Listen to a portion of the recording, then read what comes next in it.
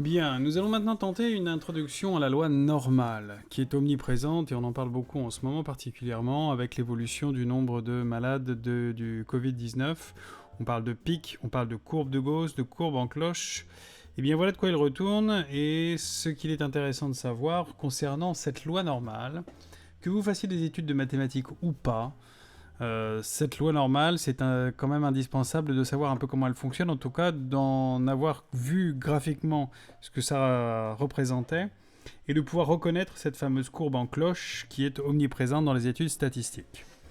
Rappel de ce que nous avons fait précédemment, nous avons étudié une situation probabiliste où le nombre d'issues est infini, en l'occurrence compris entre deux données, comme dans le dernier exercice corrigé entre 8 et 8,5 par exemple. Et la probabilité que la valeur x soit donnée pile à 8,2 ou pile à 8,3 est égale à 0. Comme il y a une infinité de possibilités, la probabilité que ça tombe pile sur un nombre est quasiment nulle. Et donc on calcule la probabilité non pas en une valeur précise, mais sur un intervalle. La probabilité que ça tombe entre 8,2 et 8,3 par exemple.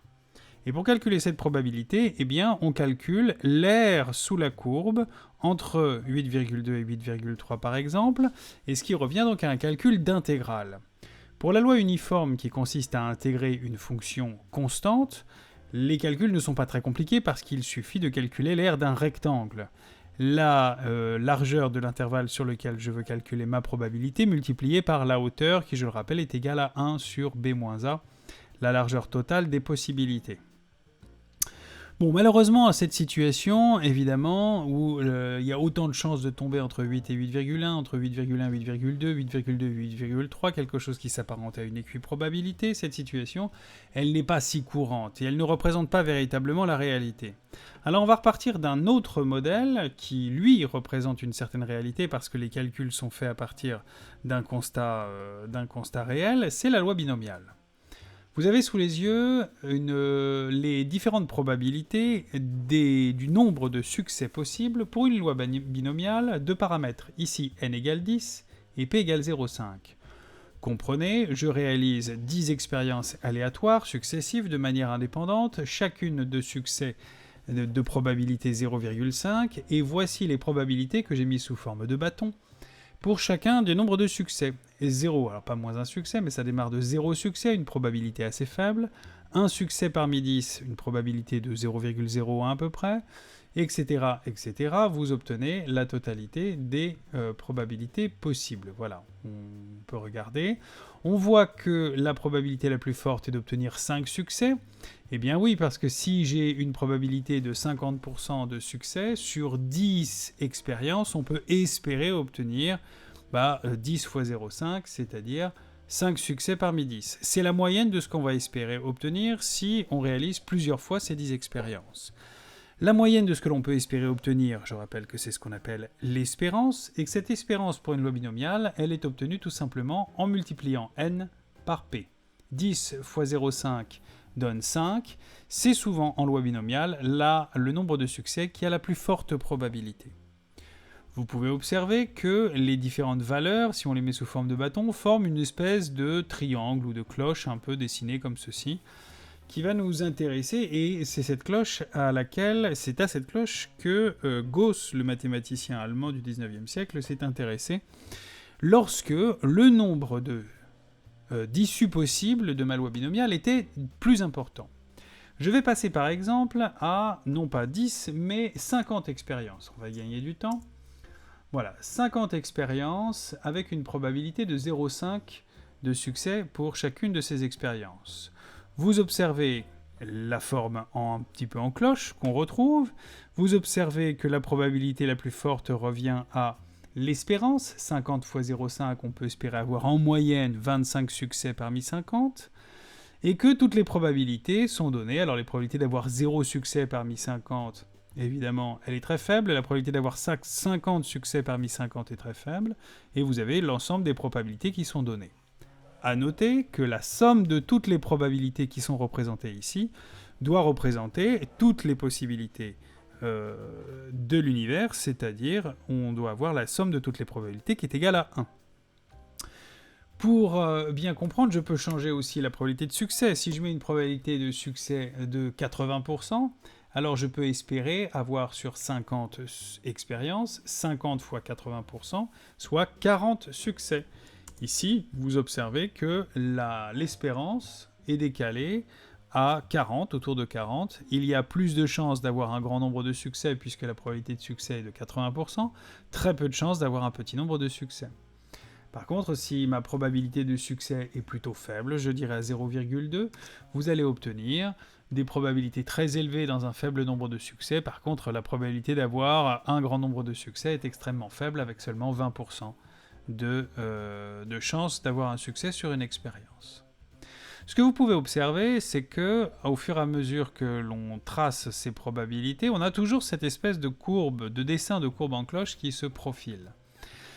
Et lorsque je vais augmenter le nombre d'expériences, parce que l'idée c'est de rendre le nombre d'issues possibles de plus en plus grand, même infiniment grand, pour pouvoir voir si le modèle d'une loi binomiale va coller au modèle que l'on a établi avec une infinité de possibilités, c'est-à-dire une intégrale, une R sous la courbe. Comment faire le lien entre une loi binomiale avec un très grand nombre de succès et un très grand nombre d'expériences et le calcul d'R sous la courbe pour une infinité d'issues possibles. Et bien, prenons par exemple, 100 expériences avec une probabilité de 0,2.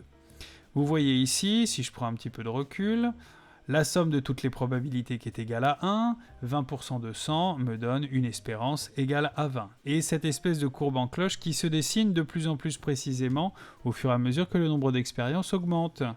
Je prends maintenant 500 issues possibles. Alors on va recadrer ça. Vous voyez, tiens, on va peut-être zoomer un peu. On va abaisser ceci. Alors vous voyez qu'il y a tellement d'issues possibles que... il est un peu... voilà. Il y a tellement d'issues possibles que lorsqu'on regarde de loin, les petits rectangles qui représentent les probabilités sont tellement serrés qu'on a l'impression d'avoir une surface continue, comme une aire sous la courbe. C'est pas magnifique tout ça. On commence à comprendre que ceci a un peu interpellé notre mathématicien Gauss sur le sujet et s'est demandé, si je dois calculer par exemple la probabilité d'avoir entre 70 et 100 succès parmi mes 500 expériences, il faut que je calcule la probabilité de 70, plus la probabilité de 71, plus la probabilité de 72, etc. jusqu'à la probabilité de 100. Faire une somme de 30 probabilités à calculer. Et à la main, s'il vous plaît, à l'époque, il n'avait pas de calculatrice. Alors, ça fait quand même pas mal de boulot. Est-ce qu'il n'y aurait pas un moyen de approcher le résultat de cette probabilité que x soit compris entre 70 et 100, que la variable aléatoire soit comprise entre 70 et 100, la variable aléatoire qui compte le nombre de succès, avec un moyen un petit peu plus rapide que simplement calculer toutes les probabilités. Vous imaginez si j'augmente encore le nombre de succès, le nombre d'expériences, ça va faire encore plus de calculs. Tiens, on va mettre cette fois-ci une probabilité de succès à 40%. Est-ce qu'il va l'accepter? Le temps, oui, ça va, il marche pas trop mal. Vous voyez, on se retrouve avec la même espèce de courbe en cloche. Alors, M. Gauss a travaillé, et il a essayé de trouver une fonction dont la courbe représentative épouserait parfaitement cette espèce de cloche. Il a cherché et il a travaillé grâce à un théorème qu'il a démontré, que je ne vous démontrerai pas là, car même les élèves de Terminal S ne le comprennent pas, ou en tout cas très peu. C'est un théorème très compliqué, mais il a trouvé la fonction qui, pour une loi binomiale avec un très grand nombre d'expériences, va avoir exactement la même forme que cette espèce de cloche donnée. Et que calculer une probabilité sur un intervalle avec la loi binomiale va pouvoir se faire de manière approchée à l'aide non pas de toutes les petites probabilités à calculer, mais à l'aide directement de calcul de l'aire sous la courbe en cloche sur un intervalle. C'est-à-dire remplacer le calcul de loi binomiale par un calcul intégral. Voici la courbe. La voici. Alors non pas, voilà, merci. Voici la courbe que Gauss a déterminée et la fonction qu'il a étudiée. Cette fonction, elle est ici. Alors, quelles sont les caractéristiques de la courbe de cette fonction ? Si on regarde un peu, alors elle est en noir, c'est pas très judicieux, mais on va l'étudier de manière un petit peu plus précise après. Regardons déjà les propriétés de cette courbe. Alors on va se contenter d'une approche graphique, mais l'approche graphique, elle est fondamentale pour la loi normale. Si vous avez compris comment on approche graphiquement la loi normale, c'est tout ce que j'exige pour cette fin d'année. Vous observez que c'est une courbe symétrique par rapport à un axe vertical qui tombe pile sur l'espérance de la loi binomiale, la valeur du nombre de succès qui correspond à la plus forte probabilité. Ici, vous avez une courbe qui est symétrique par rapport à une espérance, une moyenne. Moyenne, espérance, on va parler de moyenne, on va parler d'espérance. Les deux sont à peu près similaires en termes de probabilité. Vous observez que c'est une courbe qui a, en termes de convexité, qui est d'abord convexe, puis qui passe concave, et qui repasse convexe de manière symétrique avec deux points d'inflexion. Un point d'inflexion ici et un point d'inflexion là. Cette courbe va être caractérisée par ces deux données. La moyenne, c'est-à-dire l'axe de symétrie, et l'écart, la valeur qu'il y a où je trouve les deux points d'inflexion de part et d'autre de la moyenne. Ici, ils sont à peu près à 190 et puis 210, ils sont assez loin, ces deux points d'inflexion. Les points d'inflexion, ils vont déterminer un peu l'écartement de la forme de la cloche. Par exemple, ici, si je décide de mettre une cloche un peu plus ouverte, alors je ne sais pas s'il va accepter, non, il faut que je l'ouvre de cette manière-là, voilà. Vous allez avoir cette courbe en cloche caractérisée en fait par cet écart entre la moyenne et le point d'inflexion. Si cet écart est important, vous allez avoir une cloche beaucoup plus plate, on va donner quelques exemples, et si cet écart est plus serré, vous allez avoir une courbe en cloche beaucoup plus serrée, c'est-à-dire, en termes de probabilité, la probabilité d'obtenir des valeurs autour de la moyenne beaucoup plus forte que si la courbe était plus plate. On va donner des exemples de ce type-là. Sachez que, alors je balance encore toutes les informations, l'écart qu'il y a entre la moyenne et le point d'inflexion, cet écart-là, c'est ce qu'on appelle l'écart type de ma variable aléatoire. C'est l'écart type de la loi binomiale, quand on le calcule, il y a une formule qui permet de le faire. L'écart type, c'est-à-dire la moyenne à peu près des écarts à la moyenne. En moyenne, les valeurs sont écartées de cette valeur-là. En moyenne, les valeurs sont écartées de 10 à droite et 10 à gauche, autour de la moyenne 200. Cet écart type a un rôle prépondérant à jouer pour cette loi normale, pour cette courbe qui va représenter la fonction de densité qu'on intègre pour calculer les probabilités. C'est les valeurs en lesquelles je trouve de part et d'autre de ma moyenne les points d'inflexion de ma courbe. L'écart type se lit au niveau des points d'inflexion de la courbe. Ici, entre 200 et 210 à peu près, l'écart type est de 10 à peu près. Ici, on me met cet écart type à 10,95. Pour votre culture, l'écart type est souvent représenté par la lettre sigma, sigma minuscule, vous l'avez ici. Et la moyenne ou l'espérance est souvent représentée soit par la lettre petit m, soit par la lettre mu minuscule, que nous verrons tout à l'heure. Et nous disons ainsi que cette courbe est la densité de probabilité, la fonction qui va aider à calculer les probabilités pour une variable aléatoire qui suit une loi normale d'espérance, ici 200, la moyenne, et d'écart type, sigma, ici 10,9. Cette espérance et cette moyenne, la plupart du temps, elles sont données, et dans un premier temps, ce qu'on va vous demander, c'est d'établir des calculs de probabilité avec cette loi normale, avec cette fonction de Gauss. Pour essayer de comprendre comment fonctionne cette courbe et comment on calcule des probabilités avec ce modèle-là, on va utiliser un autre schéma, un exemple que j'aime bien utiliser pour montrer le rôle de la moyenne et des écarts types sur une loi normale. Alors, nous allons aller chercher cet exemple. Je vais introduire l'idée que je prends un tireur sur cible. Alors, il va le prendre. Excusez-moi le temps qu'il réagisse. Le voici. Ah oui, alors il est gentil, il m'a dévoilé déjà toutes les informations. Je prends une cible et je vais m'intéresser à un tireur sur cette cible Et je vais étudier la variable aléatoire qui mesure l'écartement de l'impact de la flèche, si c'est un archer, sur la cible, par rapport à l'axe vertical. Je ne m'intéresse qu'au décalage horizontal par rapport à l'axe vertical, et non pas savoir si la flèche a tapé trop haut ou trop bas. Je m'intéresse surtout à l'idée que la flèche a tapé à gauche ou à droite. Avec l'introduction de la notion de nombre négatif, si la flèche tape au centre, à ce moment-là, la valeur vaut 0. Si la flèche tape à droite, on a les valeurs 5, 0, 5 et 1. L'unité sera le mètre, c'est-à-dire que, ici, la probabilité que la flèche tape à 50 cm, 1 mètre, 1 mètre 50, 2 mètres du centre. Et de l'autre côté, si la flèche tape à gauche, elle tapera à moins 50 cm, moins 1 mètre, moins 1,5, moins 2.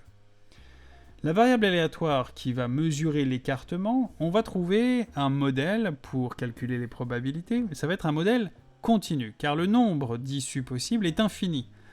Il peut taper à 0,5, mais il peut aussi taper à 0,4, il peut taper à 0,44, à 0,455, etc., etc. Donc le nombre de valeurs étant infini, on va utiliser un modèle continu. On va utiliser toujours le même modèle, la notion de probabilité calculée à l'aide d'air sous la courbe. Mais cette fois-ci, la courbe, je ne vais pas l'utiliser constante comme la loi uniforme, car je vais considérer que l'archer, le tireur, est quand même un peu entraîné, et que les probabilités de tirer au centre de la cible sont quand même un peu plus élevées que les probabilités qu'il tire à côté. Donc au lieu d'avoir une fonction continue sur la totalité d'un intervalle sur lequel je veux intégrer, je vais introduire une courbe qui va avoir des probabilités l'air sous la courbe plutôt faible loin de la cible, et autour de la cible, l'air qui va être un petit peu plus élevé. La courbe de Gauss paraît tout à fait appropriée pour ce genre de modèle. Je représente ici une courbe de Gauss dont la moyenne est centrée en 0. Évidemment, je vais considérer que l'archer est bien entraîné, qu'en moyenne il va taper un coup à gauche, un coup à droite, un coup à gauche, un coup à droite, et donc qu'en moyenne il va taper quand même au centre. Et donc, la moyenne des tirs étant au centre, je fais une courbe de Gauss symétrique par rapport à l'axe des ordonnées.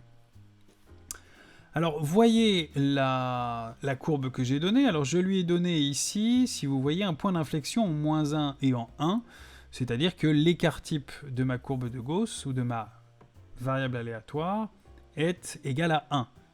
Ici, c'est le modèle que je peux donner par rapport à cette forme-là. Mais vous allez voir que je peux donner d'autres formes en fonction de ce que je veux modéliser. Ici, l'écart type étant 1, le point d'inflexion est donc par rapport à la moyenne en plus 1 et en moins 1. Et pour calculer les probabilités, si ce modèle convient, eh bien, j'utilise exactement le même principe qu'avec la loi uniforme, je fais un calcul d'intégrale. Si je veux calculer la probabilité, par exemple, que le tireur touche la cible, c'est-à-dire entre moins 1 et 1, selon mon dessin, eh bien, je calcule cette probabilité. D'après l'ordinateur ou la calculatrice, cette probabilité est égale à 0,68. Il y a 68% de chance qu'avec ce modèle, le tireur touche la cible. Évidemment, je peux resserrer ma probabilité. Quelle est la probabilité qui tape entre 50 cm et moins 50 cm? Cette fois-ci, cette probabilité n'est plus que de 38%. Voici le modèle donné. Vous avez compris, c'est un calcul d'intégrale. Alors pour l'instant, ce calcul d'intégrale, je le fais graphiquement. C'est la machine qui me le donne. Bon. Une petite chose qu'on n'a pas vérifiée quand même pour que le modèle fonctionne, et je rappelle qu'il faut tout de même que, par rapport au cours qu'on a dit la dernière fois, qu'on a donné dans la vidéo précédente, il faut quand même que pour que le modèle fonctionne, la probabilité qui balaye toutes les issues possibles soit égale à 1. En termes mathématiques, il faut que l'air sous la courbe, sur tout l'intervalle sur lequel je cherche à étudier mes probabilités, soit égal à 1. Eh bien, c'est le cas pour une courbe de Gauss, évidemment, puisque si, par exemple, je demande de calculer... Alors, je ne le justifie pas, mais je montre simplement que si je demande de calculer, par exemple, de moins 4,5 jusqu'à 4,5, en fait, jusqu'à 4, eh bien, vous voyez que la probabilité, très vite, est très proche de 1. Ici, c'est une valeur approchée, on est à 0,999999. Car ce modèle de Gauss, en fait, l'air sous la courbe est égal à 1 de moins l'infini jusqu'à plus l'infini. C'est une intégrale bizarre, une intégrale de moins l'infini à plus l'infini, ça existe. Et cette R sous la courbe est bien parfaitement égale à 1. Bon. L'étape suivante, ça va être de comprendre donc la représentation graphique, de comprendre ses propriétés et surtout de comprendre comment on calcule les probabilités. Pour l'instant, on va essayer de faire très simple. Alors, ce modèle-là, ici, que vous avez sous les yeux, il est centré en 0 et l'écart type est égal à 1.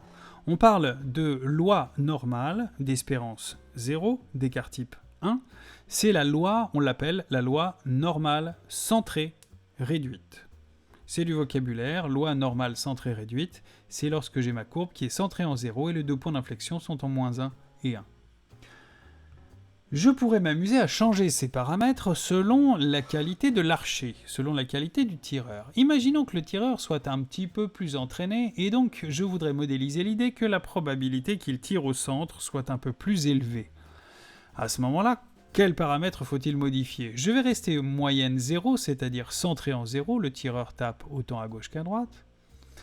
Mais cette fois-ci, je voudrais que la cloche soit un peu plus resserrée autour de 1. Pour que la cloche soit un peu plus resserrée autour de 1, il faut que les écarts types, c'est-à-dire les deux points d'inflexion, soient plus serrés autour de la moyenne. Je vais donc réduire l'écart type pour voir ce qui se passe. Alors, il est un petit peu lent, excusez-moi, je vais essayer de voir si je peux le faire à la main. Voilà, regardez, si je réduis l'écart type, c'est-à-dire si je réduis l'écart entre la moyenne et les points d'inflexion, si les points d'inflexion sont plus proches de l'axe des ordonnées, vous obtenez une cloche plus resserrée. En termes de probabilité, ça signifie que la probabilité, par exemple, de taper au centre de la cible est plus élevée, car l'air sous la courbe est plus importante. Vous observez tout à l'heure, elle était de 38%, entre moins 50 et plus 50 cm. Ici, entre moins 50 cm et plus 50 cm, la probabilité est égale à 0,88.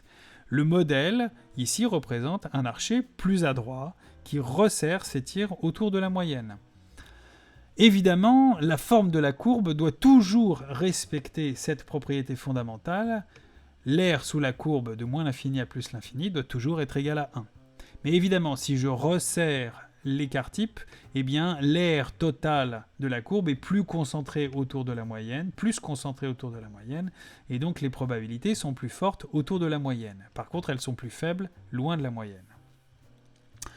Au contraire, si j'ai un archer qui n'est pas très entraîné, je peux écarter les points d'inflexion, et par exemple ici les mettre à 2 ou 2,01. Les points d'inflexion sont à 2 et à moins 2. Vous observez que les probabilités de taper dans la cible sont un petit peu plus uniformes. On n'est pas sur une loi uniforme constante, mais on a quelque chose de plus uniforme. La probabilité qui tape, je dirais, entre 50 cm et 1 mètre est quasiment la même que la probabilité qui tape entre 0 et 50 cm. On a quelque chose de plus lisse. On a un archer qui est moins entraîné, qui va taper de manière plus probable, plus ou moins loin de la cible. Revenons à un archer plus entraîné. Maintenant, amusons-nous à modéliser un archer qui a un petit problème de visée et qui semble tirer toujours un petit peu trop à droite. Voici le modèle d'un archer qui recentre assez bien ses tirs, par contre les tirs sont toujours un peu trop à droite. Ou un archer dont les tirs vont être toujours un peu trop à gauche. Les calculs de probabilité sont toujours selon le même modèle, c'est l'air sous la courbe qui va m'intéresser. Dans le cas présent, je vais me placer, par exemple, en ce pauvre archer là qui va taper, qui va être décalé de 50 cm. On va dire qu'il tire de très très loin, 30 cm. Avec cet écart type de 0, on va faire un écart type très serré, on va dire que l'archer est vraiment très doué. 23, 22, 21, 20. Voilà. Cette densité de probabilité, cette fonction dont l'air sous la courbe est égal à 1 de moins l'infini à plus l'infini, est toujours une courbe en cloche, c'est toujours une courbe de Gauss, mais vous observez que la moyenne n'est plus en 0, mais la moyenne ou l'espérance est en 0,3, et l'écart type est de 0,2. L'écart type me donne les points d'inflexion de part et d'autre de la moyenne. Vous voyez ici, si la moyenne est en 0,3, l'écart type à 0,2 signifie que à 0,3 plus 0,2, c'est-à-dire à 0,5, j'ai mon premier point d'inflexion, et à 0,3 moins 0,2, c'est-à-dire 0,1, j'ai mon deuxième point d'inflexion, avec toujours une courbe symétrique par rapport à la moyenne. La courbe ici, lorsqu'elle est représentée de cette manière-là, la variable aléatoire qu'on étudie, on dit que cette variable aléatoire suit la loi normale d'espérance ou de moyenne, on peut dire les deux, 0,3 et d'écart type 0,2. Voilà, c'est la courbe d'une loi normale et c'est comme ça qu'elle fonctionne. Alors on a plein de propriétés. On va revenir sur la loi normale centrée réduite et je crois qu'on ne va pas non plus être très exigeant pour aujourd'hui. On va revenir sur la loi normale centrée réduite et comprendre comment elle fonctionne. Parce que si on prend l'habitude de bien réfléchir sur la loi normale centrée réduite, à savoir la loi centrée en 0 et d'écart type un peu moins, 1, voilà. Je vais enlever la cible pour qu'on comprenne mieux, voilà. On va réfléchir à quelques propriétés basiques pour voir si vous avez compris. Je vais vous poser des questions et vous allez me répondre, évidemment, en virtuel. Allez, bouge, bouge, bouge, un peu plus. Voilà. Alors attention, avec une loi normale centrée réduite, quelle est la probabilité que la variable aléatoire x soit supérieure ou égale à 0 ? Quelle est la probabilité que x soit supérieur ou égal à 0 ? Pour vous aider à réfléchir, je vais me présenter dans le cours qui est ici. Avant de vous poser ces questions-là, je vais vous présenter le cours. Surtout, ne quittez pas. Merci. Voilà. Alors, pour le cours, je vais vous mettre à disposition donc, le document suivant, la suite sur la loi normale. Donc, loi normale de moyenne mu, vous voyez souvent la note mu ou petit m, et d'écart type sigma minuscule.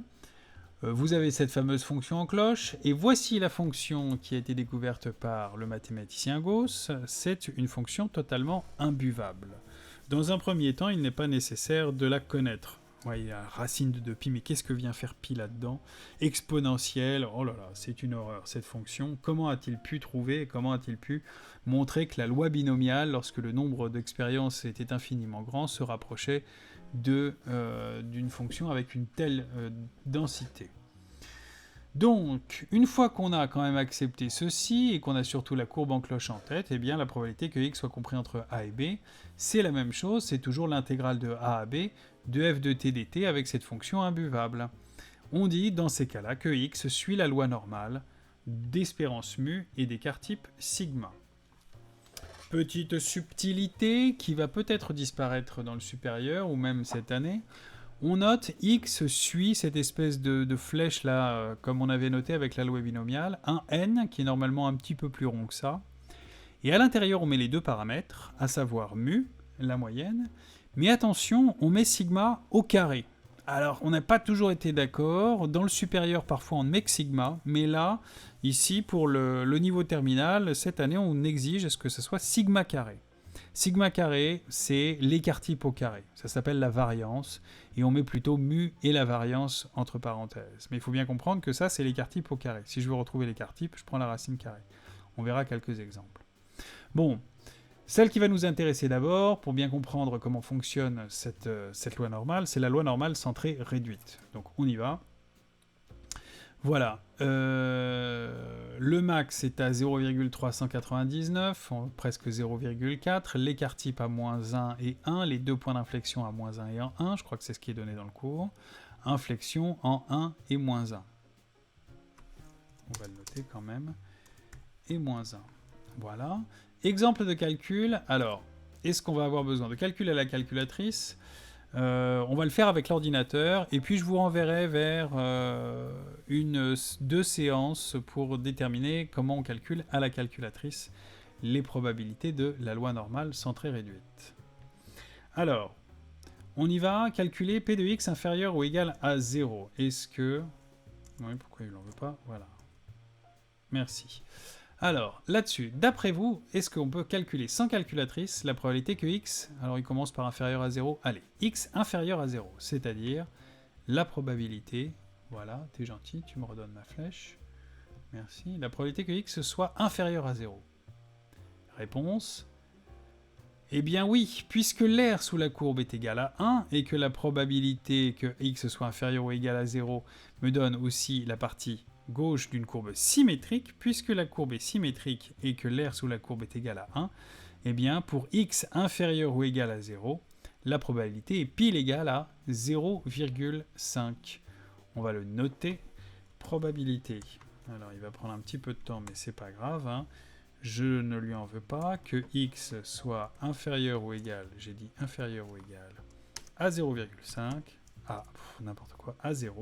Cette probabilité est égale à 0,5. Quelle est la probabilité que x soit supérieur à 0 ?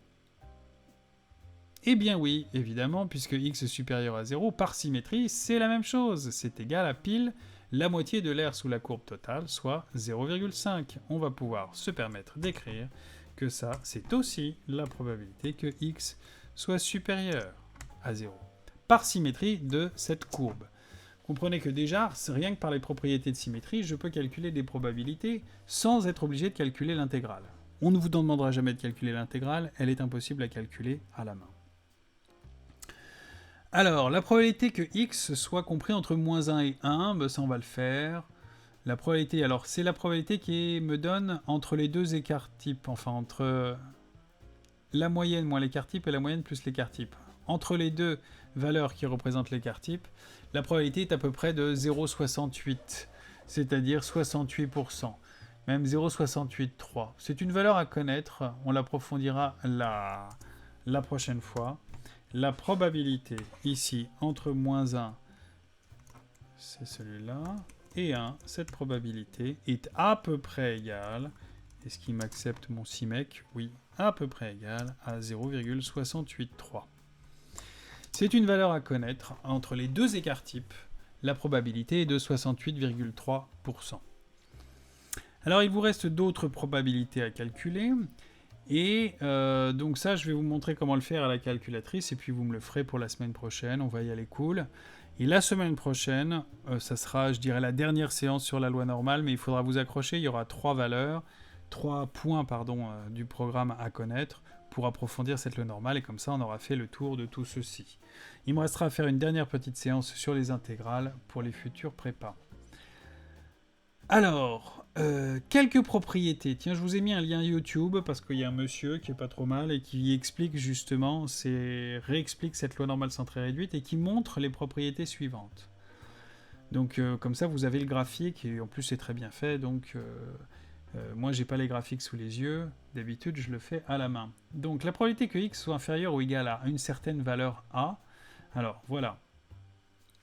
Pour une valeur A positive, alors on va prendre A positif, tiens on va le mettre là. Pour une valeur A positive, eh bien la probabilité que x soit compris entre 0 et cette valeur, eh bien c'est égal à... la probabilité que x soit inférieur à cette valeur-là, c'est-à-dire toute l'aire qui est en vert, eh bien c'est la même chose que la probabilité comprise entre 0 et la valeur, auquel j'ajoute toute cette partie-là. Mais cette partie-là, c'est 0,5. D'où l'idée que la probabilité que x soit inférieur ou égal à a est égale à 1,5 plus la probabilité que x soit compris entre 0 et a.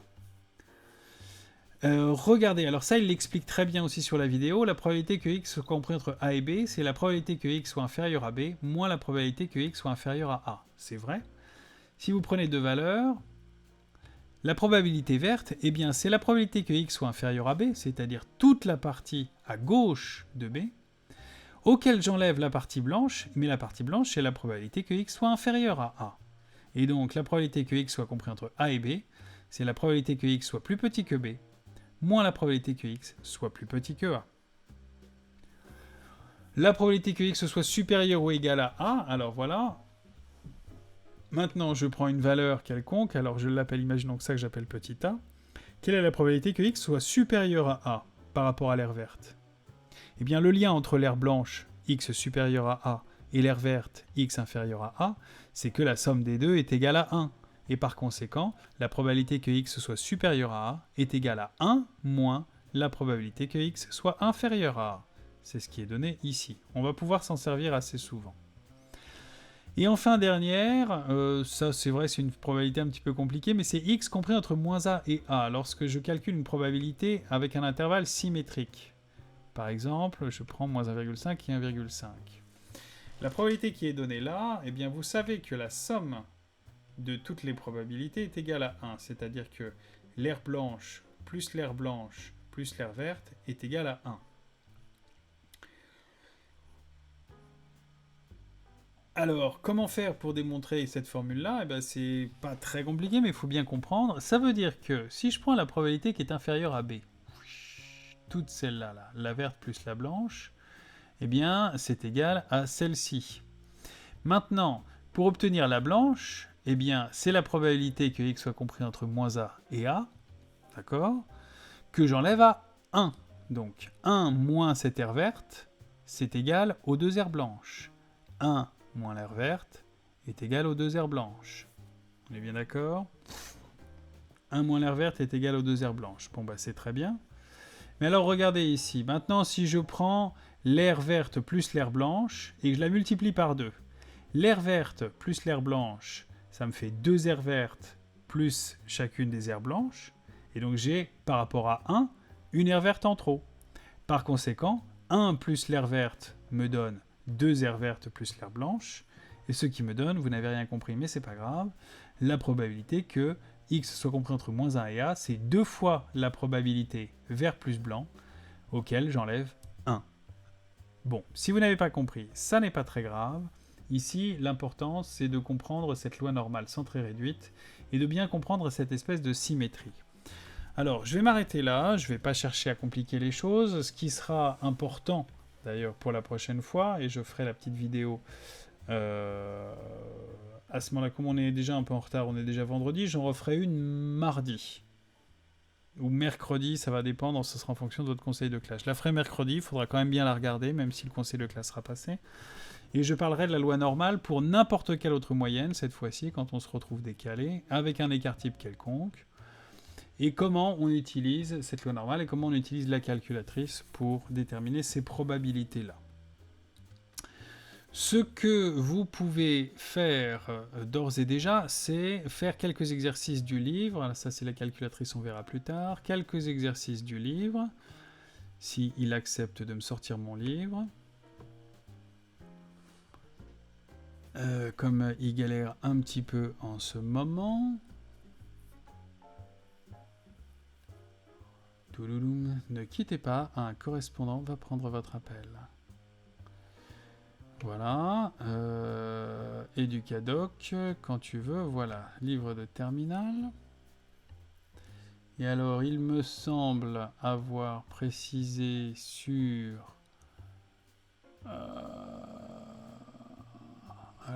on va aller ici, votre cahier de texte, que 0, 1, 2, 3, 4, c'est ça. Alors, pas du tout. Donc, les exercices de loi uniforme. C'est la page 207, donc ça va être un petit peu plus loin pour nous. On va aller chercher votre livre. Voilà, merci. Et donc, ça va être plutôt vers la page 208. Chauffe Bernard. Bonjour, ne quittez pas. Merci. Voilà. Alors, vous avez une explication de la loi normale, vous oubliez ici l'approche de la densité par la loi binomiale, et vous regardez, vous concentrez ici sur ces particularités-là. Alors, on vous demande d'utiliser la calculatrice, malheureusement, je n'ai pas trop, là, ça va faire beaucoup si je dois vous expliquer comment faire un calcul de loi centrée réduite avec la calculatrice. On va juste se contenter de faire quelques petits exercices avec une loi normale centrée réduite. À savoir, ce que vous pouvez faire sans calculatrice, c'est l'exercice 13, l'exercice 15, pour voir si vous comprenez ce dont ça parle, le 13, le 15, et la loi normale centrée réduite, pardon, elle est là. On revient en arrière. Le 33, sans la question 3, puisque la question 3 nécessite la calculatrice. Et le 35 aussi est pas mal. Le 33 et le 35. Je voulais aller un peu plus loin, mais je crois que je vais le faire en deux fois. Donc on fera la loi normale quelconque la prochaine fois. Le 33, le 35 de la page 215. 33-35 de la page 215. Bon, on va tout de suite l'écrire. Hop, hop, hop, voilà. Introduction à la normale, premier calcul. Ça, la feuille, ça sera pour la prochaine fois. 33 et 35, page 215. Je les corrigerai. Écoutez, pour cette fois, vous n'allez pas me les envoyer. Et je vous demanderai par contre des exercices sur la loi normale la prochaine fois. Donc là, c'est juste pour vous. Et puis, les autres, ce sont les exercices du livre des pages précédentes. J'ai dit le 15 et le 13, c'est ça. 15 et 13. Voir si vous avez bien compris. Vous pouvez lire la page 212 aussi. Et en plus, là, il y a une explication sur la calculatrice, mais je reviendrai dessus. 13 et 15 de la page 213. On revient, on revient, on revient, on revient. 13 et 15, page 213. Voilà. Vous pouvez, sur ce cours, lire... Non, tu reviens pas en arrière, t'es gentil. La vidéo qui explique les petites propriétés, c'est ce lien-là. Je peux le remettre ici si ça vous intéresse. Merci. Il fait des trucs bizarres. Et à ce moment-là, probablement mercredi, donc je vous refais un cours sur la loi normale, comment calculer des probabilités avec la loi normale et quelques subtilités, avec comme base les exercices type bac que je vous avais préparés, au cas où on se reverrait, qui sont ici. Voilà, ce seront les exercices en vert qu'il faudra savoir faire pour la semaine prochaine. Mais j'en parle dans la prochaine vidéo, mercredi. Voilà, bon courage à tous, on continue à rester accrochés. C'est quand même fondamental de faire le tour de la loi normale avant de se quitter. À tout bientôt.